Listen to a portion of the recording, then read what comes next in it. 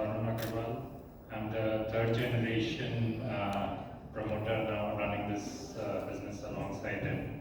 And next to me is Mr. Srinivas Prasad, who's our CFO. He's been with the company for over 10 years. So happy to take distinguished members of the press through this corporate presentation. So we'll start with a little bit about the journey of the company, and I think Mr. Balaram Agarwal is the right person to take us through that.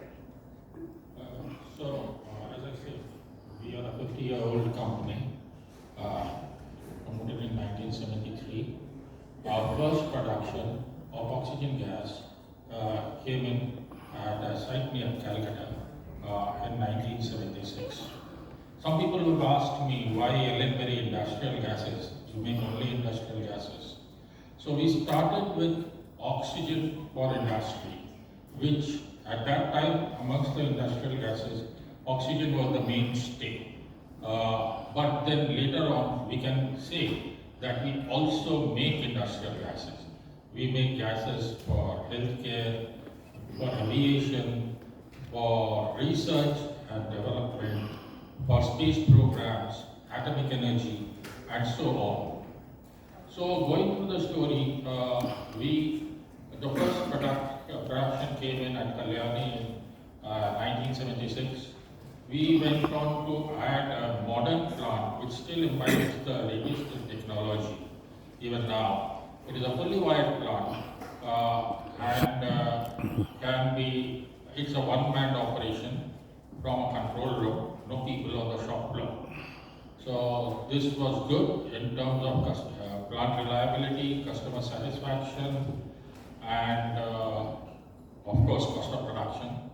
We moved on to add a similar capacity first at Vizag and then at Hyderabad. And subsequently we thought that maybe we need some more financial muscle, and accordingly we tied up with a Japanese conglomerate called Airwater. This journey lasted for about 9 years. So far we were only doing merchant gases, that is produced from one location and distributed to a number of customers in cylinders and tankers, about something like a 400 to 500 kilometers radius at that point in time. In between, we got an opportunity to set up a pipeline gas supply, which is a different model, in which the entire production goes through pipeline to one dedicated customer. So this cuts down the transport cost to zero. Pipeline supply has no transport cost. So this was a very successful model, and it provided for sustained revenues, whereas there were some fluctuations in the revenue on market-based situations. So in 2022, we agreed to buy back the shares which the family had earlier sold to Airwater Incorporated, and we were again an independent company.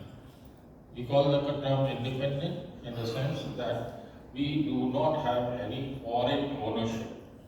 Among the top 5 companies in the country, we are the only company which does not have any foreign ownership now. And that makes us the biggest standalone company, wholly owned by Indian entrepreneurs. So in 2022, again, we looked forward to a fast-paced growth after the family bought back the equity from the Japanese partners, and accordingly created a very strong center of excellence in terms of engineering. So the net result was in 2022 we had a total tonnage of about 600 tons, and we closed 2024-25 with a tonnage of 1,370 tons, which is in 3 years we have more than doubled our production capacity. We have, in line with the current trends, we have also put our foot in the door with regard to hydrogen production, and we are looking at future opportunities on hydrogen as well. We have enhanced our offerings to much beyond the basic oxygen where we started. In between, I must also comment about our role in COVID times. Suddenly, the whole nation was plunged in a situation of distress and misery. We did whatever we could. The entire production of oxygen was diverted for healthcare purposes. There was also a need. Hospitals were receiving oxygen, but then it was an impossible task to bring cylinders to the patient's bedhead. There was no dedicated pipeline to the patient's bedhead. So the government recognized it and very swiftly moved forward to have, particularly on government hospitals, a dedicated pipeline with a centralized cylinder storage bank and maybe a liquid installation, whereby the supply of gas, oxygen, to the patient's bedhead was assured, and it really came in handy at times of distress. So then at that time we also positioned ourselves as a healthcare company, and we continue to maintain that position.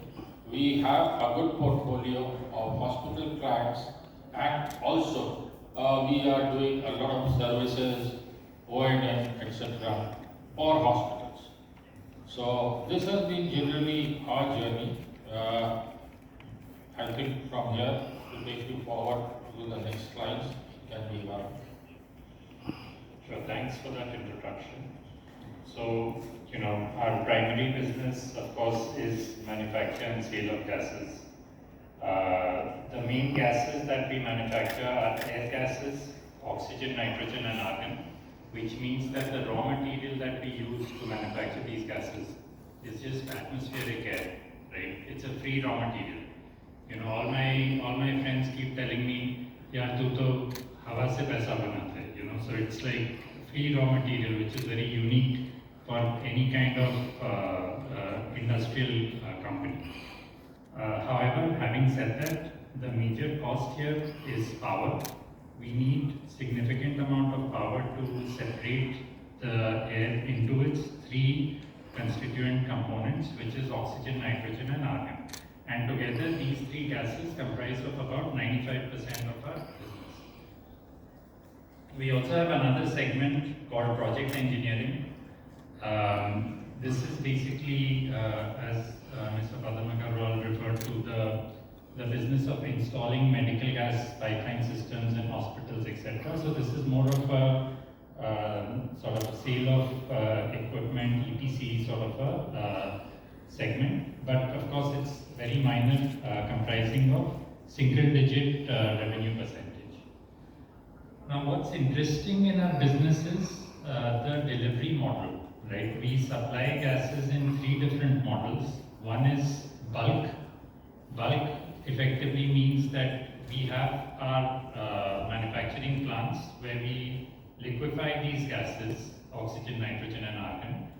We then supply these liquefied gases to customers in a 400 to 500 kilometer radius. And liquefying these gases actually makes it easier for us to transport in terms of transportation cost. So that's probably the core model, you can say, because it comprises of about 2/3 of the gases revenue. The second, comprising of about 17% rather, is the packaged gas. This is supply of gases in cylinders, which I'm sure all of you are familiar with. And the third model is also very interesting. This is the on-site model, where we install a plant inside the factory of our customer. So the gases are generated at the site of the customer itself, which is why it's called on-site, and directly supplied to customers via pipeline. And these are typically very long-term, 15 to 20-year contracts. So just to talk a bit about the market, the industrial gases market is growing at 7.5% year-on-year in dollar terms, which means, let's say, about 10 to 12% in rupee terms.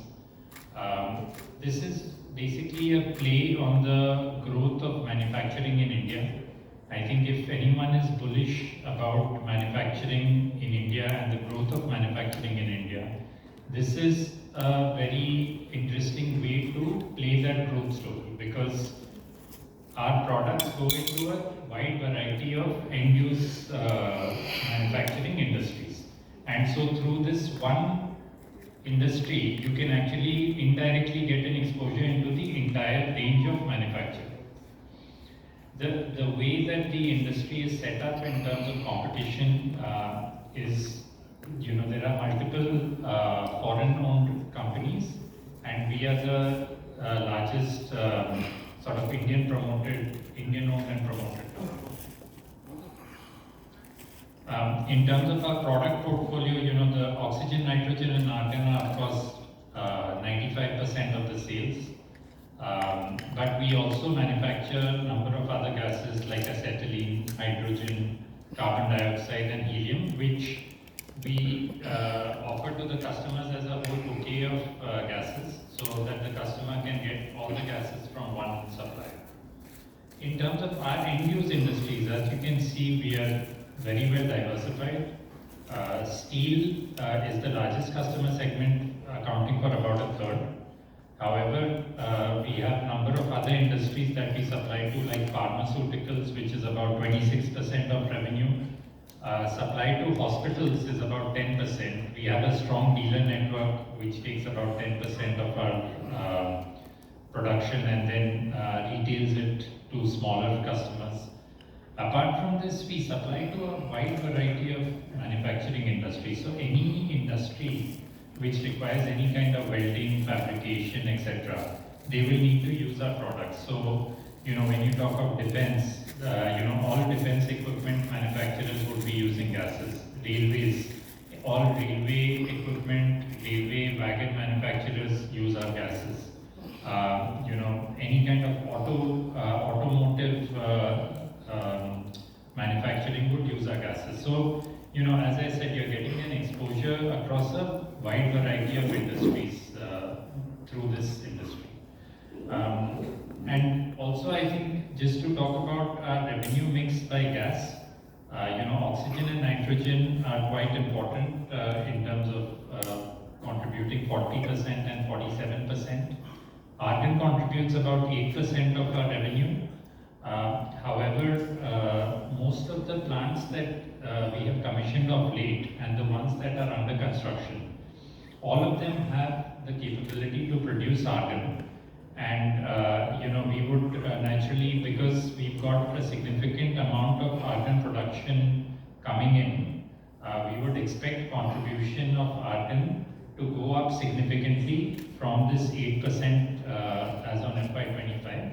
Why this is important is because argon EBITDA margins are significantly higher than the base oxygen nitrogen EBITDA margins, and so higher percentage revenue from argon would actually allow us to improve our EBITDA margins for the company as a whole. Just want to talk about the contracts with our customers and how there are strong customer moats. When we have these liquid customers to whom we are supplying liquefied gases, here the entire supply chain is controlled by our company. What I mean by that is we control obviously the production of the liquefied gas, the transportation of the liquefied gas, because the tankers are owned by the company.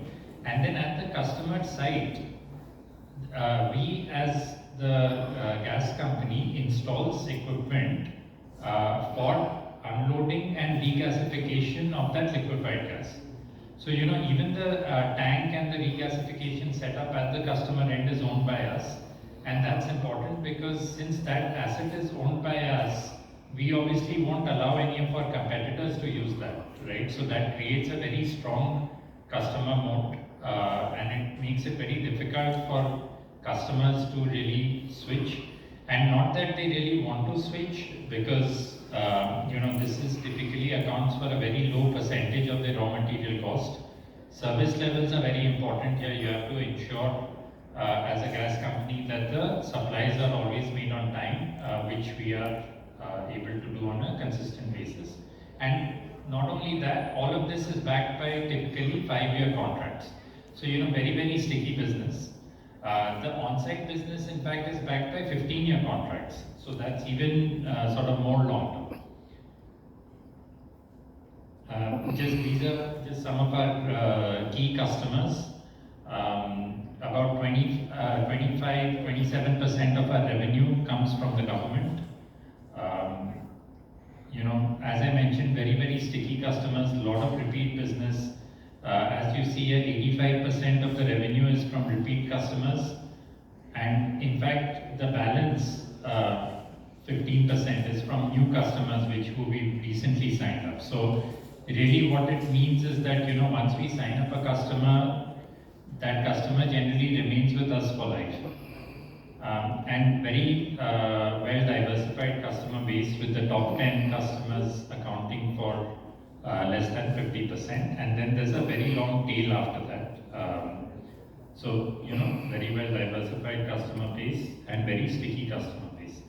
Some of the business that we do with the government, as I mentioned, 26% is from the government, but a lot of it is very specialized business, right? We supply to the Air Force, we supply to the Navy, to DRDO labs, to ISRO.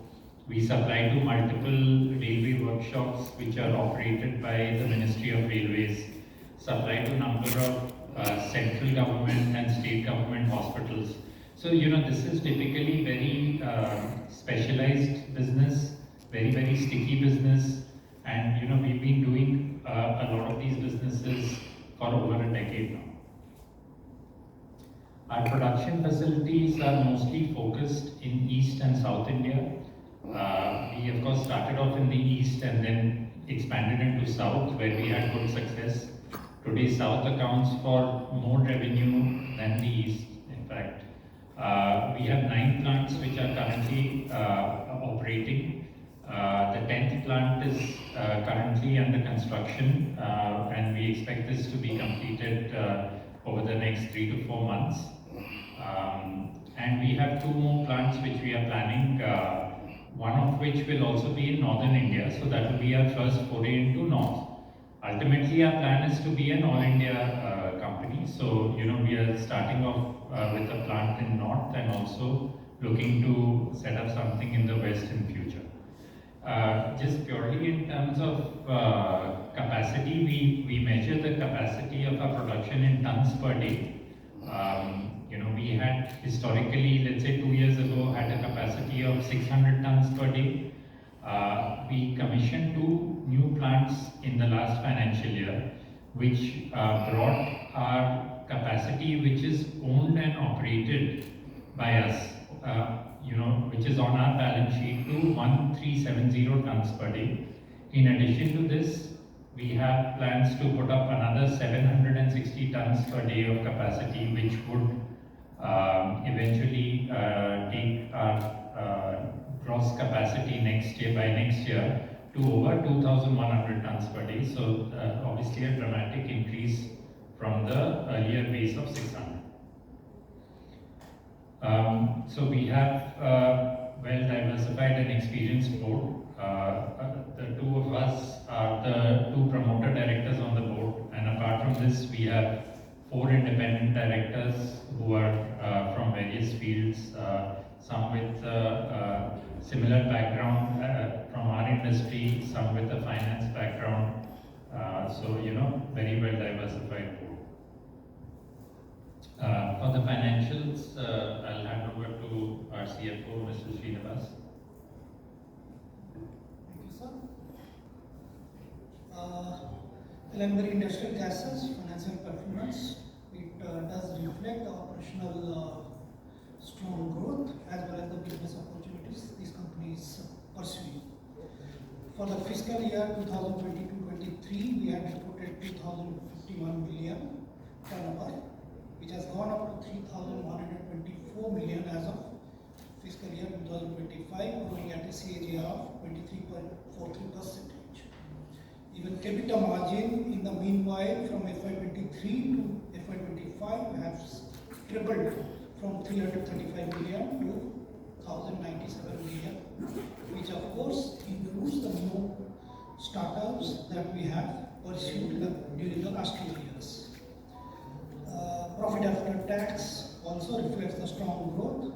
It has grown from 281 million to 453 million to 832 million end of fiscal 2025. Obviously, return on equity reflects the strong performance as well as financial management of the company. It has grown steadily from 7.75% to 11.05% to 16.88%.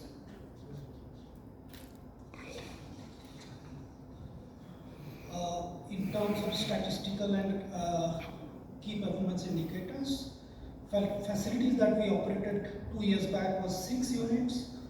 We have 6 plants, which has grown up to 8 plants during FY 23-24, and we have added 1 more plant during fiscal 2025. That makes it total 9 facilities that we are operating at present. In terms of number of under construction, we have 1 plant still under construction, which is a plant coming up in east of India. Eventually, the operational capacity already we have discussed, which was 591 tons in fiscal 2023, has gone up to 3691 tons during FY24 and further increased to 3,861 end of FY25. One of the key parameters that we track is the number of bulk customer installations. We were operating 176 customer installations in FY23, which has increased 50% to 257% in fiscal 2025. Thank you. Back to you. So just in terms of our growth strategies going forward, I think we obviously want to be an all-India company and have a growth which is driven by a mix of on-site plants as well as merchant plants. We are looking to expand our manufacturing capacity. As mentioned, we have 1 plant which is under construction and we have 2 more plants which we have a plan to implement, thereby significantly increasing our operating capacity. We also have a plan to look at some acquisitions, especially in new geographies which we are trying to enter. This industry has a very long tail, a lot of small companies, and some of them could be potential acquisition targets. Fourth is that we want to increase the number of gases that we supply. Currently 95% is oxygen, nitrogen and argon.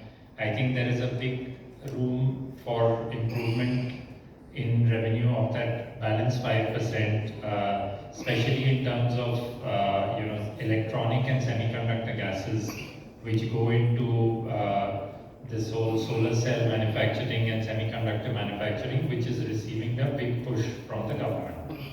And the last strategy for our growth is to sort of integrate a little bit backwards and do some of our plant manufacturing in-house. What happens is our growth is usually driven by setting up of greenfield plants. This is not the type of industry where you can set up 1 large plant and just keep increasing the capacity of that single large plant. So the production tends to be quite distributed, and one of the key success factors is for a company to be able to set up a plant quickly, efficiently and at low cost. And to that extent, currently, while we are designing the plants and buying equipment from OEMs across the world, there is a scope of doing some degree of in-house manufacturing, thereby improving our lead time to market and the cost of completion. I think that's it from our side. Happy to take questions if any.